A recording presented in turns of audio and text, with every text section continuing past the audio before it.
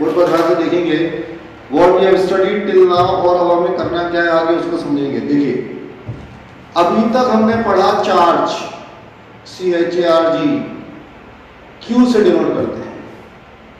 Formula होता है plus minus any. Charge का फॉर्मूला हम लोगों ने पढ़ा है प्लस माइनस कितना, एनी, ऐसा हमने अभी पढ़ा है, ठीक है। फिर हमने पढ़ा था unit of charge coulomb, COLOUMB। फिर हमने पढ़ा था दो तरह के चार्ज, पॉजिटिव और नेगेटिव। पॉजिटिव मतलब डेफिशिएंसी ऑफ इलेक्ट्रॉन्स, ऐसा पढ़ा था, और नेगेटिव मतलब एक्सेस ऑफ इलेक्ट्रॉन्स, ऐसा हम लोग पढ़ चुके हैं। फिर हमने पढ़ा चार्ज को प्रोड्यूस करने का method, how charge is produced by friction method. अगर आपको याद हो फ्रिक्शन मेथड हमने पढ़ा था कि चार्ज प्रोड्यूस होता है कौन से मेथड से, फ्रिक्शन मेथड से। और लास्ट टाइम पर हमने चार्ज की प्रॉपर्टीज पढ़ी। पहली प्रॉपर्टी पढ़ी कि सिमिलर चार्जेस रिपेल करते हैं। दूसरी प्रॉपर्टी पढ़ी डिसिमिलर चार्जेस अट्रैक्ट करते हैं। और तीसरी प्रॉपर्टी पढ़ी कंजर्वेशन ऑफ चार्ज, चार्ज जो है वो कंजर्व रहता है। और चौथी प्रॉपर्टी हम लोगों ने पढ़ी थी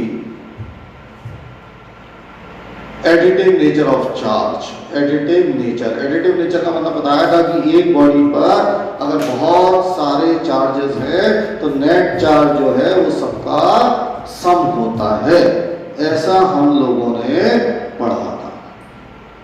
यहां तक किसी बच्चे को कोई दिक्कत नहीं होनी चाहिए, यहां तक सब बातें समझ में आ रही हैं? कोई डाउट है, कोई समस्या है? चलिए अब मेरी बातों को ध्यान से सुनना है। आज का टॉपिक है, ध्यान से सुनिएगा, करंट। आज का जो स्टार्टिंग टॉपिक है वो है करंट। अभी हमने पढ़ा था चार्ज और अब हम क्या पढ़ेंगे, करंट। तो पहले सुन लो। पहले तो हमें ये समझ में आना चाहिए कि चार्ज में और करंट में क्या अंतर होता है। दो अलग अलग शब्द हैं। जैसे आप घर में जो शब्द इस्तेमाल करते हो वो हम कहते हैं करंट लग गया। हम कभी ये नहीं कहते चार्ज लग गया, हम घर में क्या कहते हैं, करंट लग गया। मेरी बात समझो। जैसे हमने कभी लाइट का वायर टच कर लिया तो हम ऐसा बोलते रहे यार वो करंट लग गया, उसको बच्चे को करंट लग गया, पड़ोसी को करंट लग गया, ऐसी बात करते हैं। कभी हम ऐसा नहीं कहते यार चार्ज लग गया। तो चार्ज तो सीधी सीधी बात है डेफिशिएंसी ऑफ इलेक्ट्रॉन्स या एक्सेस ऑफ इलेक्ट्रॉन्स। किसी बॉडी में इलेक्ट्रॉन्स के कम होना या किसी बॉडी में इलेक्ट्रॉन के ज्यादा होने को हम लोग चार्ज कहते हैं। और चार्ज का फॉर्मूला होता है Q = प्लस माइनस क्या, करंट का मतलब होता है, पहले सुनना है बच्चों, मैं दिखाऊंगा, पहले आप सुनिए। करंट का मतलब होता है rate of flow of charge. बात समझो, करंट का मतलब होता है rate of flow of charge. जब भी किसी शब्द के पहले रेट आता है, रेट, जैसे मान लो मैं कहूं कि rate of flow of distance, rate of, जब भी रेट आएगा तो रेट ऑफ फ्लो का मतलब होता है डिवाइडेड बाय टाइम। समझो, डिवाइडेड बाय टाइम। तो जैसे मैंने कहा करंट को आई से डिनोट करते हैं, करंट को किससे डिनोट करते हैं, आई। अब करंट का फॉर्मूला क्या है, rate of flow of charge. Rate का मतलब डिवाइड बाय टाइम, और चार्ज तो चार्ज है, तो करंट का फॉर्मूला हो जाएगा चार्ज अपॉन टाइम। चार्ज को Q से डिनोट करते हैं, टाइम को T से, तो करंट का फॉर्मूला होता है Q/T। तो आज से अपन दिमाग में रखेंगे, कोई हमसे बात करे करंट की, किसकी बात करे, करंट की, तो हम क्या बोलेंगे, करंट क्या है, rate of flow of charge. जब भी किसी शब्द के पहले रेट आएगा इसका मतलब डिवाइडेड बाय क्या, टाइम। समझ गए? कोई डाउट है, कोई दिक्कत है? चल फटाफट लिखो, हेडिंग डालो करंट, लिखना शुरू करें। करंट हेडिंग डाल दी, करंट लिखिए। current is defined as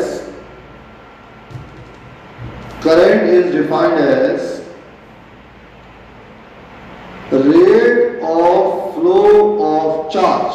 ऐसा लिखो, current is defined as rate of flow of charge. तो करंट को डिफाइन करते हैं rate of flow of charge. लिख लिया, current is defined as rate of flow of charge, full stop. देखिए, it is denoted by capital I. इसको capital I से denote करते हैं. It is denoted by capital I. इसको capital I से denote करते हैं. प्रमाण गो I is equal to charge upon time. I जो है वो चार्ज अपॉन टाइम है. I is equal to charge upon time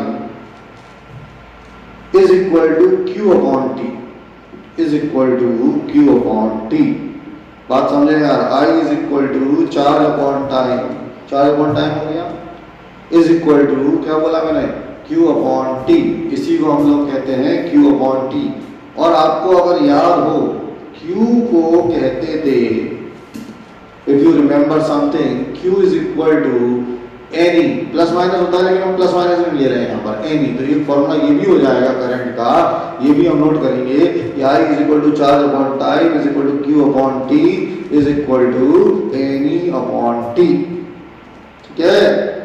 n क्या चीज है, नंबर ऑफ इलेक्ट्रॉन्स. n जो है वो नंबर ऑफ इलेक्ट्रॉन्स हैं. E की वैल्यू तो आप सबको पता है. E की वैल्यू आपको अभी तक याद हो गई होगी, 1.6 इंटू 10 की पावर माइनस 19 ये होती है. और n आप लोगों को पता ही था कि n को कहते हैं नंबर ऑफ इलेक्ट्रॉन्स. तो आज से कोई करंट की बात करें तो करंट होता है rate of flow of charge. I is equal to charge upon time, Q upon T. Q होता है NE upon T. और E की वैल्यू होती है 1.6 इंटू 10 का माइनस 19. ये सब आपके दिमाग में होना चाहिए. ठीक है. इतनी बात समझ में आती है, जल्दी बोलो आ रही समझ में. अब जरा आगे की बात समझें. गुड पर्सन हो अभी मेरे ध्यान से. मैं कहूं करंट का यूनिट चाहिए. करंट का यूनिट चाहिए. बहुत पसंद हो. अब देखो यार, करंट है चार्ज अपॉन टाइम. चार्ज का यूनिट होता है कूलम. COLOUMB. बोर्ड पर ध्यान देना. चार्ज का यूनिट होता है कूलम और टाइम का यूनिट होता है सेकेंड. टाइम का यूनिट क्या होता है, सेकेंड. चार्ज का यूनिट होता है कूलम, टाइम का यूनिट होता है सेकेंड. तो कायदे से करंट का यूनिट होना चाहिए कूलम पर सेकेंड. क्या यूनिट होना चाहिए, कूलम पर सेकेंड. और इसी को हम एम्पियर कहते हैं. इसी को हम लोग क्या कहते हैं, एम्पियर. तो ऐसा हम लोग करके लिखेंगे उसमें unit of current is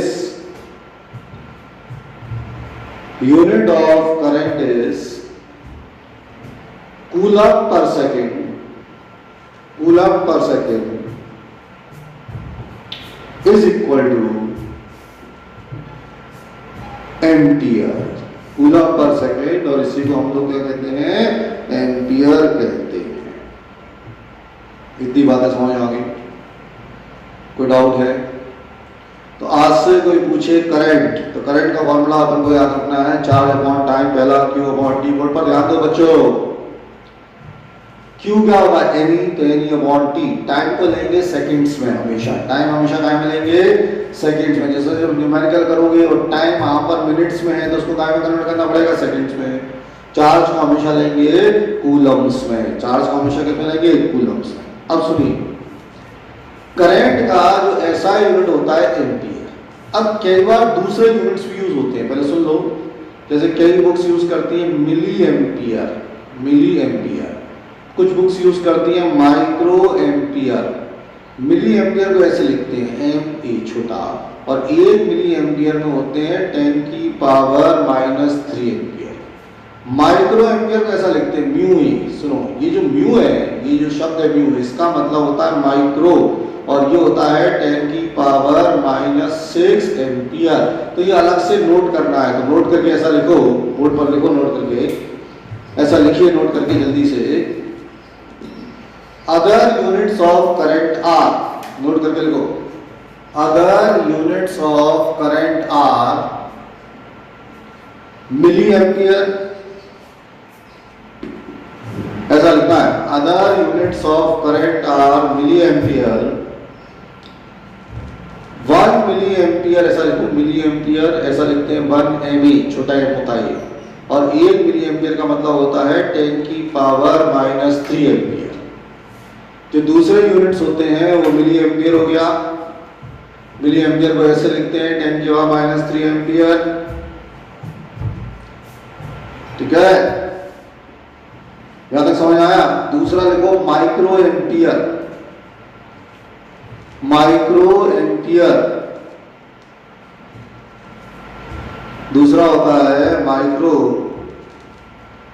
ampere, mu A, micro ampere is equal to 10 की पावर -6 एम्पियर, माइक्रो एम्पियर, और ये 10 की पावर -6 एम्पियर होता है।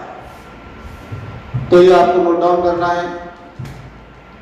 इतनी बातें नोट डाउन हो गई होंगी कि मिली एम्पियर इतना, माइक्रो एम्पियर इतना, ये सब बातें आपने नोट डाउन कर ली।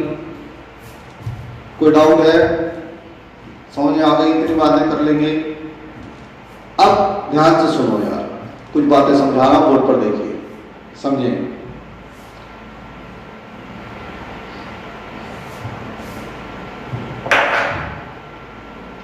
एक बार एग्जाम में आया था, ये क्वेश्चन आया था ऐसा कैसा, डिफाइन 1 एम्पियर, लिखना नहीं अभी सुनना है, अभी पहले सुनो। ये क्वेश्चन आया था, डिफाइन 1 एम्पियर, 1 एम्पियर को डिफाइन करना है। अब सुनो यार, एम्पियर जो है वो करंट का यूनिट है, समझो बात को। अब उनको डिफाइन करना है 1 एम्पियर, और एम्पियर जो है वो किसका यूनिट है? करंट का। बोर्ड पर देखिए यार, हमने पढ़ा I इज इक्वल टू, ये हमने पढ़ा है I इज इक्वल टू जो होता है वो Q अपॉन T होता है। बोर्ड पर ध्यान दो, हमने पढ़ रखा है कि I जो है वो Q अपॉन T है। मुझे डिफाइन करना है 1 एम्पियर। बात समझे, अगर मान लो Q को 1 कूलम रखते हैं, बोर्ड पर ध्यान देना, Q को 1 कूलम रख दें और टाइम को 1 सेकेंड रख दें। मान लो हमने ऐसा किया, I is equal to Q upon T है, Q को हमने 1 कूलम रख दिया और टाइम को हमने 1 सेकेंड रख दिया, तो I is equal to, board पर देखें, Q की जगह 1 और टाइम की जगह 1, तो ये 1 और ये 1, तो 1 अपॉन 1 इज इक्वल टू 1 आएगा। और करंट का यूनिट क्या होता है? 1 एम्पियर। बात समझो यार, हमें डिफाइन करना था 1 एम्पियर। बोर्ड पर ध्यान दो, समझो। पहले हमने कहा I is equal to Q upon T होता है। Q यहाँ पे चार्ज होता है, T यहाँ पे टाइम होता है। अगर मैंने Q को 1 कूलम रख दिया, if Q is equal to 1 coulomb, और टाइम को 1 सेकेंड रख दिया, तो ये 1 अपॉन 1, आंसर कितना आ गया? 1। तो I कितना आ गया? 1 एम्पियर। इसका मतलब 1 एम्पियर वो करंट है, समझो, 1 एम्पियर वो करंट है जब किसी वायर में से, मान लो ये वायर है, ये मान लिया एक वायर है, बात समझो, ये वायर है, इस वायर में 1 कूलम चार्ज फ्लो करेगा। इस वायर में कितना चार्ज फ्लो किया? 1 कूलम 1 सेकेंड के लिए। बात समझे, अगर इस वायर में 1 कूलम चार्ज फ्लो कर रहा है 1 सेकेंड के लिए, तो हम बोलेंगे इसमें करंट जो है इस वायर में वो कितना है? 1 एम्पियर। मतलब अगर आपसे कोई पूछे कि 1 एम्पियर को बताना है क्या है, तो हम बोलेंगे कि अगर 1 कूलम चार्ज 1 सेकेंड के लिए फ्लो होता है किसी भी वायर में से, तो उसके अंदर जो करंट होता है वो कितना होता है? 1 एम्पियर। बात समझ आ रहा है? इसमें जो करंट है वो कितना है 1 एम्पियर। क्लियर है? अब इसको लिखो, नोट डाउन करो कॉपी में, लिखिए क्वेश्चन ये डिफाइन 1 एम्पियर, ऐसा लिखो डिफाइन 1 एम्पियर, ठीक है, डिफाइन 1 एम्पियर लिखें। इफ नहीं ऐसा लिखो I is equal to Q upon T, जैसा मैं बोल रहा हूं वैसा लिखो, I is equal to Q upon T, I is equal to Q upon T, ठीक है, लिखो I is equal to Q upon T if Q is equal to 1 coulomb, if Q is equal to 1 coulomb, T is equal to 1 second, ऐसा लिखें I is equal to Q upon T, if Q is equal to 1 coulomb, T is equal to 1 second, then I is equal to ये 1 रखा 1 upon 1, I is equal to 1 upon 1 is equal to 1 ampere. तो I हो गया 1 upon 1 is equal to कितना 1 ampere. ऐसा लिख लिया आप लोगों ने कॉपी में? तो देखो कॉपी में ऐसा लिखना था कि I is equal to Q upon T, if Q is 1 coulomb, T is 1 second, तो ये 1 हो गया, ये 1 हो गया, तो 1 upon 1 1 एम्पियर। देखो डेट इज, अब मैं जो बोल रहा हूँ देखो, डेट इज इलेक्ट्रिक करंट, लिखो that is electric current through a wire, electric current through a wire, लिखें electric current through a wire is said to be 1 ampere. Electric current through a wire is said to be 1 ampere if 1 coulomb charge, if 1 coulomb charge flows, if 1 coulomb charge flows through, if 1 coulomb charge flows through any cross section of the conductor, if 1 coulomb charge flows through any cross section of the conductor, if 1 coulomb charge flows through any cross section of the conductor in 1 second, in 1 second, दोबारा सुन लें, electric current through the wire is said to be 1 ampere if 1 coulomb charge flows through any cross section, if 1 coulomb charge flows through any cross section of the conductor in 1 second, in 1 second, full stop। चलिए ध्यान से समझना आगे की बात है। तो अभी हमने करंट समझा, करंट का formula Q upon T, Q होता है यानी अपॉन टी, हमने करंट का ये समझा कि यूनिट होता है एम्पियर, हमने ये समझा कि 1 एम्पियर क्या होता है। अब इंपॉर्टेंट बात है डायरेक्शन ऑफ करंट, ध्यान से सुनो, डायरेक्शन ऑफ करंट, बोर्ड पर समझो। जो करंट की डायरेक्शन होती है वो होती है अपोजिट टू इलेक्ट्रॉन्स फ्लो, बात समझिए, अपोजिट टू इलेक्ट्रॉन्स फ्लो मतलब अगर इलेक्ट्रॉन इधर जा रहे हैं, इलेक्ट्रो करंट इधर होगा। जैसे मान लो हमने कहा कि electrons are moving upwards, electron अगर ऊपर जा रहे हैं तो करंट कहां होगा, नीचे। Electron is moving in east direction तो करंट कहां होगा, ईस्ट का उल्टा west. Electrons are moving in north direction तो नॉर्थ का उल्टा क्या होता है, साउथ, तो करंट किस में होगा, साउथ में। ये बात दिमाग में फीड हो जानी चाहिए। तो लिखो जरा डायरेक्शन ऑफ करंट, हेडिंग डालो जल्दी से, डायरेक्शन ऑफ करंट, कॉपी में हेडिंग डालिए डायरेक्शन ऑफ करंट। लिखो direction of current in a wire is direction of current in a wire is opposite to the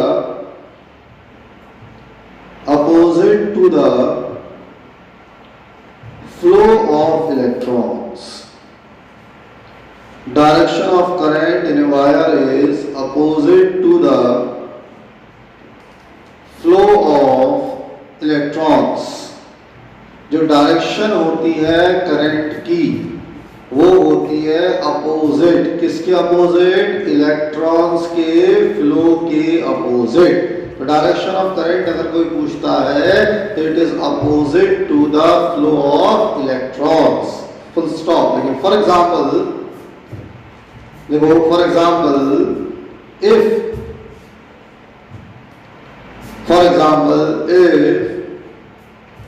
electrons are moving upwards, for example, पहले example लिखो, if electrons are moving upwards,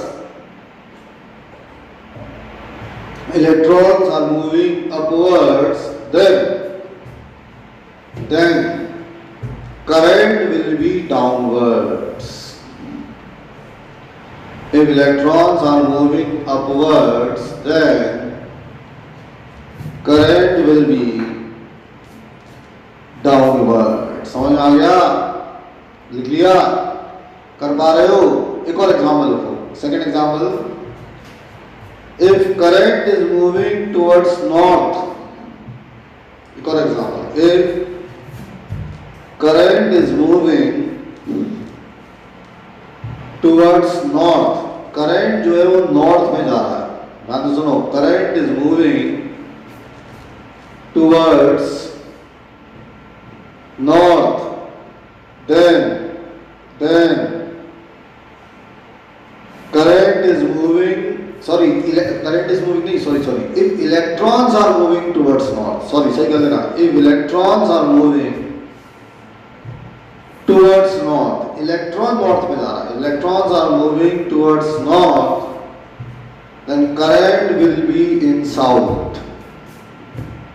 Then current will be in कहाँ? South. चलिए, full stop. अब आपकी बारी। अभी तक मैंने समझाया था इतनी देर से, अब आपकी बारी है, ध्यान से सुनना है, ध्यान से समझना है, जो बोल रहा हूं उसको समझे। आपको आंसर मैं रोज बता रहा हूँ, इसी व्हाट्सएप नंबर पर भेजने, केवल इसी नंबर पर 9229467000, इसी पर भेजना है। कुछ बच्चे मेरे दूसरे नंबर पर भेज देते हैं, उस पर नहीं भेजना, ग्रुप पे नहीं भेजना, केवल एक ही नंबर पर आंसर की क्वेरी चाहिए मुझे, इस नंबर पर। मेरा क्वेश्चन ये है आप लोगों से, अपनी अपनी राय बताइए जल्दी से कि करंट स्केलर है क्या वेक्टर है? जल्दी से भेजो आंसर, फटाफट इस नंबर पर आंसर भेजो। करंट स्केलर है वेक्टर? पर एस और वी लिख देना, स्केलर के लिए फटाफट एस लिख दो, पूरा टाइप मत करो, वेक्टर के लिए वी, जल्दी भेजो, ऐसा भी भेजो, जल्दी जल्दी फास्ट बताइए।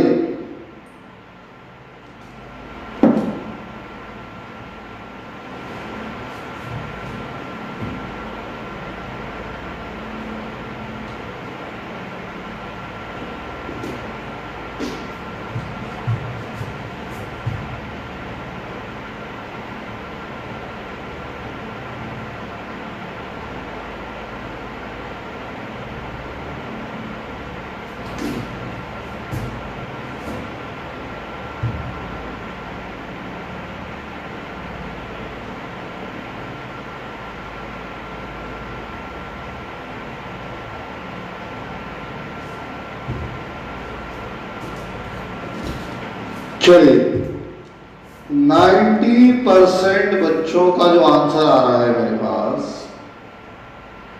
90, जैसे 90% एक बच्ची है धावी, उसने लिखा है इसके इधर, बाकी मुझे बच्चों का नाम नहीं पता तो मैं लिखवाता हूँ एक आधे में। 90% बच्चों का आंसर मेरे पास है vector. 90% of the students are writing the current is a vector quantity, ऐसा लिख रहे हैं। कुछ बच्चे हैं, जैसे नाम तो मुझे नहीं पता भी बच्चों की, कुछ बच्चों ने जरूर लिखा है स्केलर, जैसे प्रशांत शर्मा ने लिखा है स्केलर, एक बच्ची का नाम मुझे नहीं पता उसने लिखा है स्केलर, एक बच्ची ने और लिखा है स्केलर, मुझे नाम नहीं पता, लेकिन बाकी सब बच्चे वेक्टर लिख रहे हैं। कुछ ने और लिखा है, ध्रुव में है कोई, उसने स्केलर लिख दिया है, बाकी सब बच्चे आंसर लिख रहे हैं वेक्टर। उत्कर्ष दीक्षित है, उसने स्केलर लिखा है। अब सुन, बोर्ड पर समझो, ध्यान से सुनना है, ध्यान से समझना है बच्चों।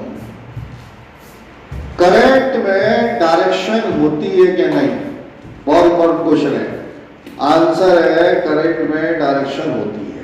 हमने आज पढ़ा था, आज ही बताया आपको कि करंट की जो डायरेक्शन होती है वो इलेक्ट्रॉन के अपोजिट होती है। ऐसा आपको बताया, हमने आज बताया, समझाया कि direction of current is there. आपको जब 9th क्लास में, 8th या 9th में, 8th में हो सकता है या 9th में, जब आपको स्केलर वेक्टर पढ़ाया गया था तो वहां बताया जाता था कि वेक्टर क्वांटिटी वो होती है जिसमें मैग्नीट्यूड होता है और डायरेक्शन होती है। ऐसा आपको बताया गया था, यस और नो बताया गया था ना। तो आपने अपने हिसाब से सोचा कि करंट की डायरेक्शन है। अब जैसे मैंने कहा 5 एम्पियर करंट, मान लो कहीं पर 5 एम्पियर करंट फ्लो कर रहा है, तो इसमें मैग्नीट्यूड तो हो गया 5, मैग्नीट्यूड कितना हो गया 5, और एम्पियर क्या है, एम्पियर तो यूनिट है। अब डायरेक्शन क्या होगी, अपोजिट टू इलेक्ट्रॉन, तो 5 एम्पियर में मैग्नीट्यूड भी है और डायरेक्शन भी, समझो। तो हमें लगता है कि वो वेक्टर है, ऐसा नहीं है बच्चों, करंट वेक्टर नहीं होता। अब सवाल है, बहुत इंपॉर्टेंट क्वेश्चन है, बहुत इंपॉर्टेंट, अच्छे अच्छे बच्चों को नहीं आता, टीचर्स पढ़ाते नहीं है, इसको ध्यान से सुनना। सवाल है कि करंट में डायरेक्शन है, करंट में डायरेक्शन है, फिर भी ये स्केलर है, क्यों?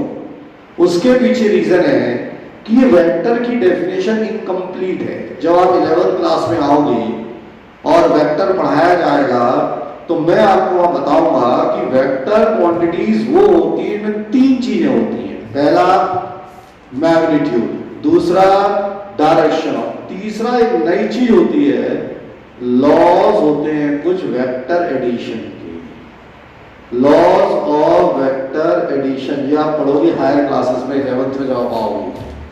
करंट में क्या दिक्कत है बच्चों, करंट में मैग्नीट्यूड है, डायरेक्शन है, लेकिन वो लॉज ऑफ वेक्टर एडिशन को फॉलो नहीं करता। Current does not follow the laws of vector addition, इसीलिए करंट जो है बच्चों स्केलर क्वांटिटी है, वेक्टर क्वांटिटी नहीं है। तो ये दिमाग में हमारे फीड होना चाहिए, समझ में आ गई बात? तो ऐसा लिखो, आप नोट डाउन करो, मैं जो बोल रहा हूं उसको लिखो, नोट डाउन करके कॉपी में लिखिए। 2 THOUGH लिखे, 2 करंट इज हैविंग डायरेक्शन, ऐसा लिखे, 2 current is having direction, though current is having direction, yet yet it is a, though current is having direction, yet yet it is a scalar quantity, ऐसा लिखो, दो current is having direction yet it is a scalar quantity because it does not follow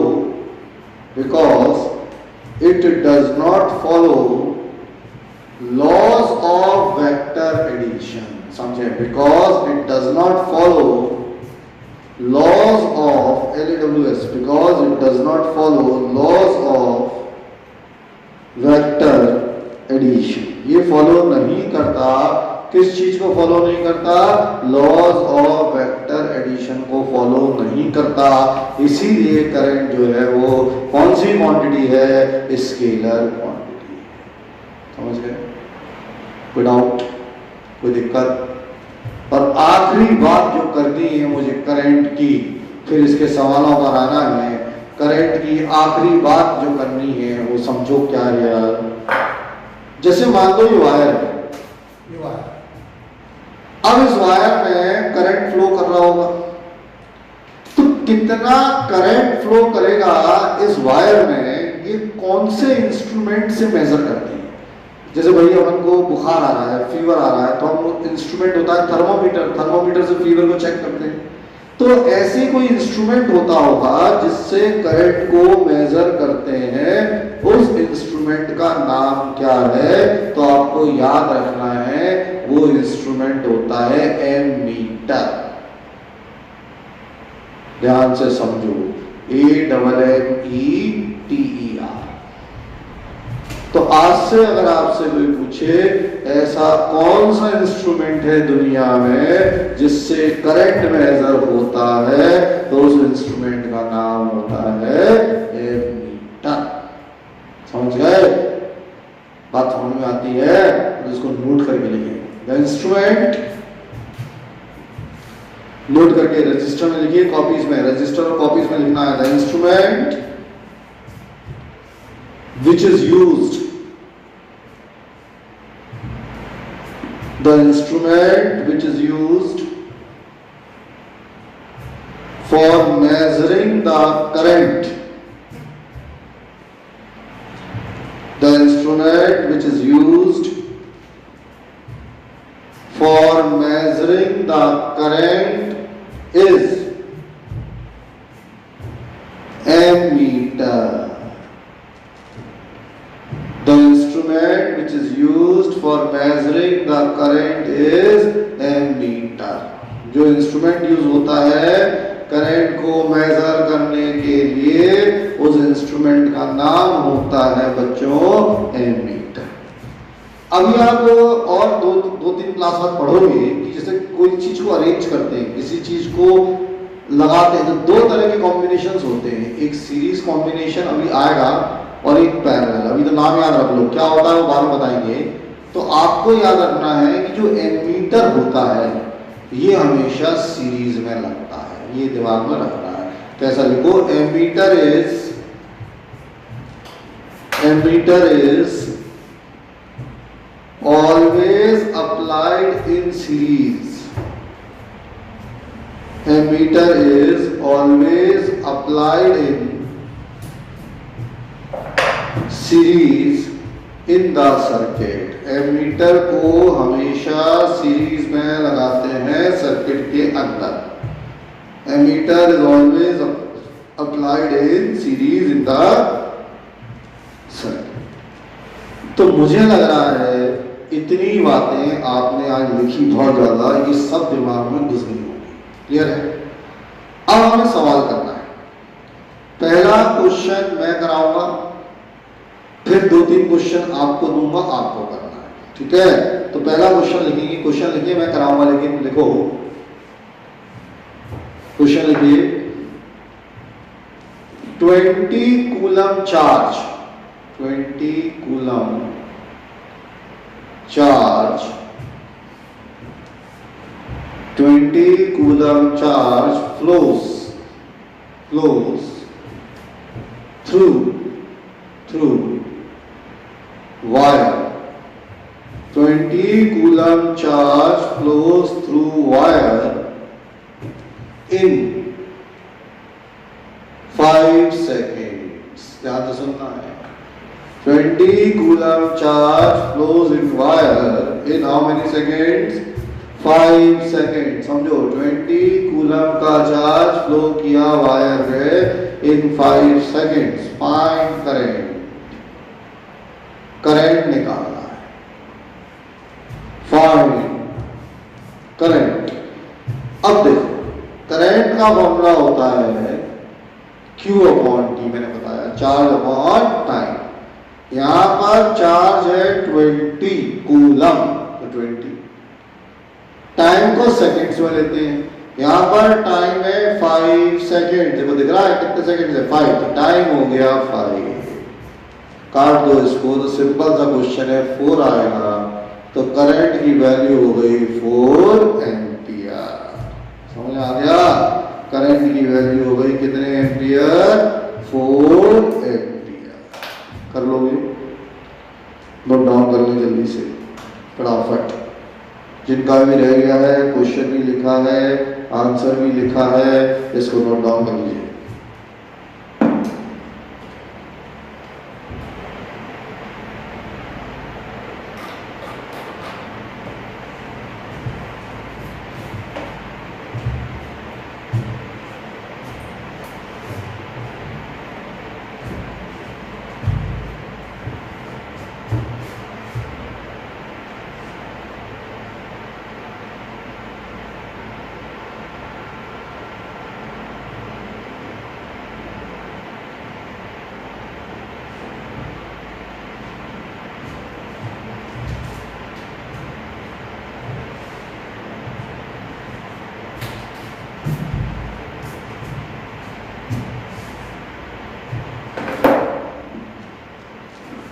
चलिए साहब, अब बातचीत करेंगे हम question जो आपको करके भेजना है। फटाफट आंसर भेजना है, क्वेश्चन लिखिए और आप मुझे फटाफट इसका आंसर बताइए।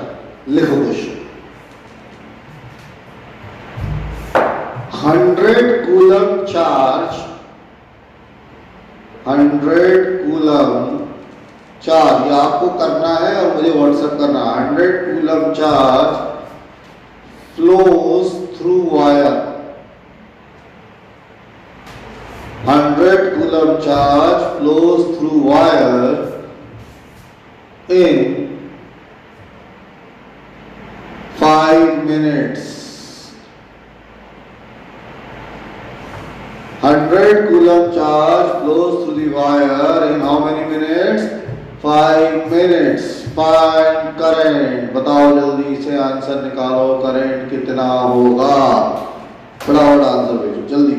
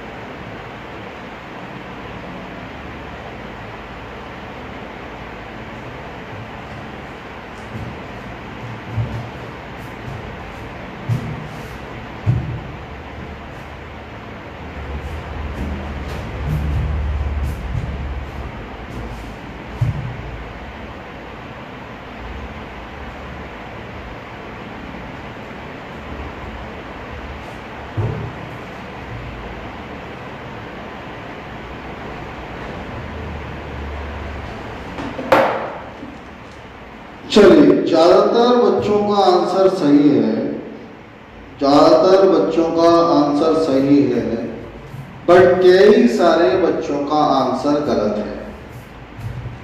अब बोर्ड पर समझो यार क्या गड़बड़ की हो, तो बोर्ड पर समझने की कोशिश करेंगे। I is equal to Q upon T, board पर देखो। अब यहां पर जो चार्ज है वो तो 100 है, इसमें तो कोई डाउट ही नहीं, 100 है चार्ज, कूलम है। टाइम बच्चों मिनट्स में दिया है, अगर आप देख पा रहे हैं टाइम काय में दिया है, मिनट्स। टाइम हमेशा सेकंड्स में होता है, टाइम हमेशा काय में होता है, सेकंड। तो 5 मिनट है तो 5 इंटू 60, ये इंटू 60 क्यों किया, क्योंकि मिनट को सेकंड में कन्वर्ट करना है। 1 मिनट में 60 60 सेकंड्स होते हैं, तो 5 मिनट में 60, 5 × 60 हो जाएगा। इसको तो वैसे ही कर लो तो 100/300 हो जाएगा, 2 जीरो काट दो तो आंसर आ जाएगा 1/3 एम्पियर। ऐसा ही ज्यादा होशियारी नहीं करनी है, इतना ही लिखना है। समझ आगे बात कर पाओगे? चलिए करके दिखाइए आंसर फटाफट। नेक्स्ट क्वेश्चन पर आते हैं। देखो नेक्स्ट क्वेश्चन है, करके दिखाइएगा जल्दी से, फास्ट। क्वेश्चन है 20,000 इलेक्ट्रॉन्स, ध्यान से करना क्वेश्चन। 20,000 इलेक्ट्रॉन्स करके दिखाओ। 20,000 इलेक्ट्रॉन्स फ्लो 20,000 इलेक्ट्रॉन्स जो है फ्लो करते हैं from north to south. Question समझना। 20,000 इलेक्ट्रॉन्स फ्लो, 20,000 जो है वो इलेक्ट्रॉन फ्लो कर रहे हैं north to south, in 1 microsecond. ध्यान से सुनना। 20,000 electrons flow from north to south in 1 microsecond. Find magnitude and direction. Find magnitude and direction of current. Magnitude भी चाहिए और करंट का डायरेक्शन भी चाहिए। Find magnitude and direction of current. पहले समझो यार, 20,000 इलेक्ट्रॉन फ्लो कर रहे हैं north to south in 1 microsecond, 1 microsecond में। माइक्रो का मतलब होता है 1 माइक्रोसेकेंड का मतलब होता है 10⁻⁻6 सेकेंड। पता होना चाहिए 1 माइक्रोसेकंड मतलब 10⁻⁻6 second. Find magnitude and direction of current. निकालिए और बताओ, करके देखो, प्रैक्टिस करो, नहीं आएगा तो बताऊंगा, कोशिश करिए जल्दी।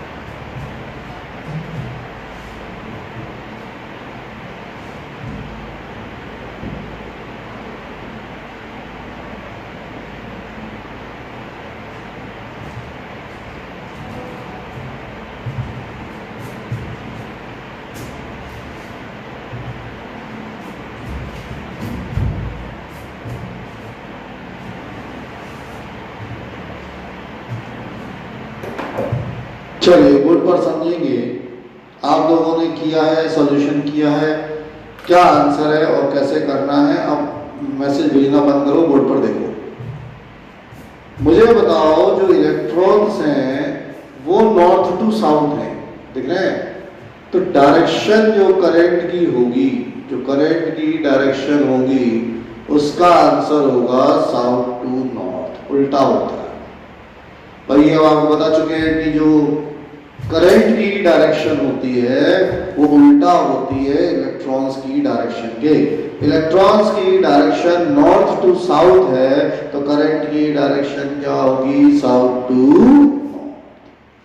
अब यहां पर जब करंट का फॉर्मूला लगाओगे Q अपॉन T, तो ये वाला लगेगा NE अपॉन T, ये फॉर्मूला लगेगा। अब n यहां पर 20,000 है, देखो n कितना है? 20,000। बोर्ड पर ध्यान दो। E की वैल्यू आपको बताई गई है, ये होती है 1.6 इंटू 10 की पावर माइनस 90।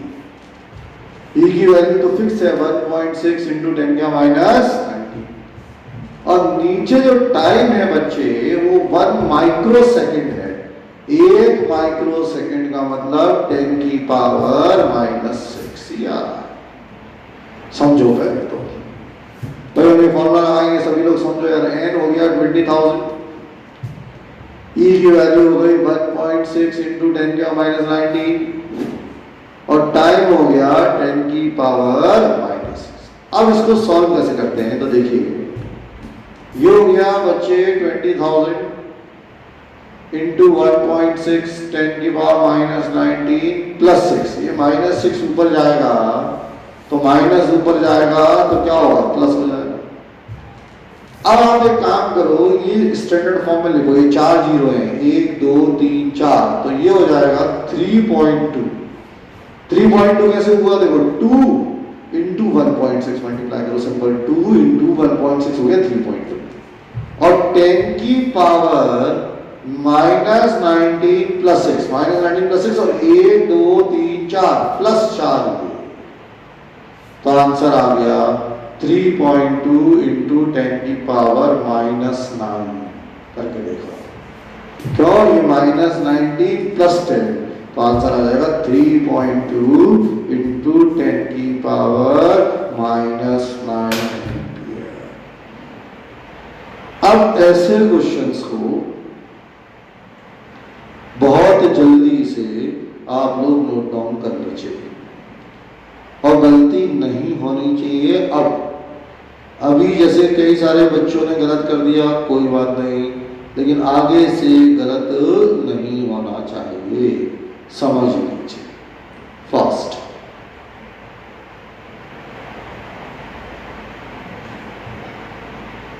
ठीक है?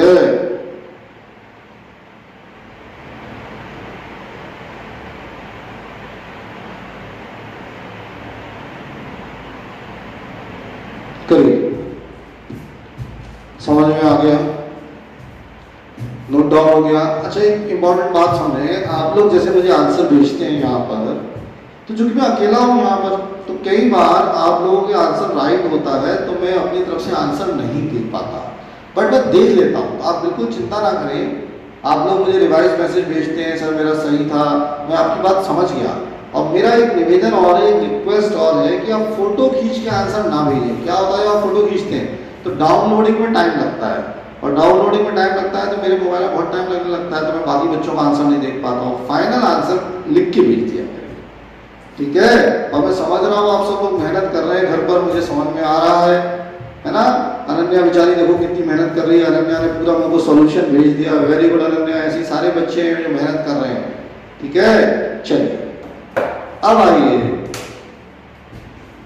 एक और क्वेश्चन देता हूं, एक और, अब सही करके दिखाना है ना? लिखो, अब की बात सब बच्चों को सही आना चाहिए। देखिए क्वेश्चन लिखे हैं फटाफट, लिखो, बोलू, लिखिए लिखिए, बोलू, लिखो,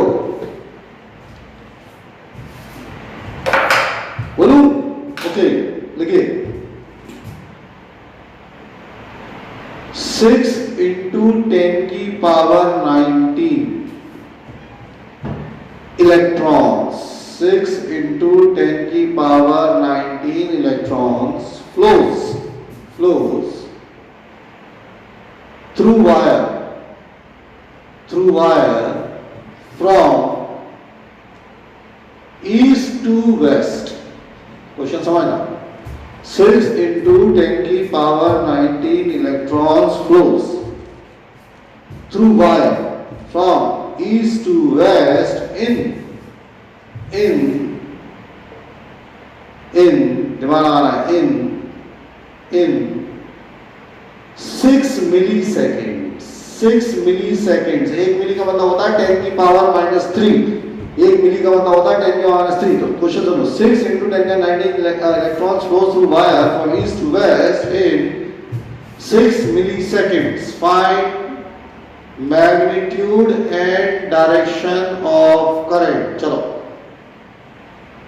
find magnitude and direction of current. करिए जल्दी.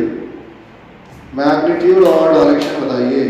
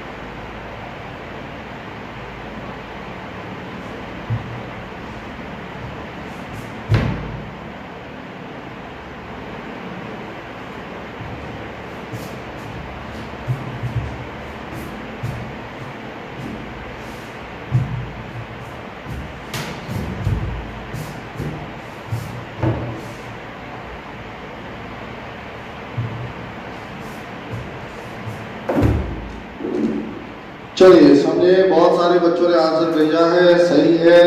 और जिनका नहीं है बोर्ड पर देखिए. फॉर्मूला लगाओगे I is equal to Q upon T N E upon T. N है 6 इंटू 10 की पावर 19. ये था. E की वैल्यू होती है 1.6 इंटू 10 की पावर -19. और टाइम बच्चों 6 मिली सेकेंड्स है. तो मिली तो 6 इंटू 10 की पावर -3. या अब ये 6 से 6 कट गया. 10 की पावर 19 और 10 की पावर -19 कट गए. तो ऊपर बचा 1.6, नीचे बचा 10 की पावर -3. जो ऊपर चला जाएगा तो आंसर हो गया 1.6 इंटू 10 की पावर 3.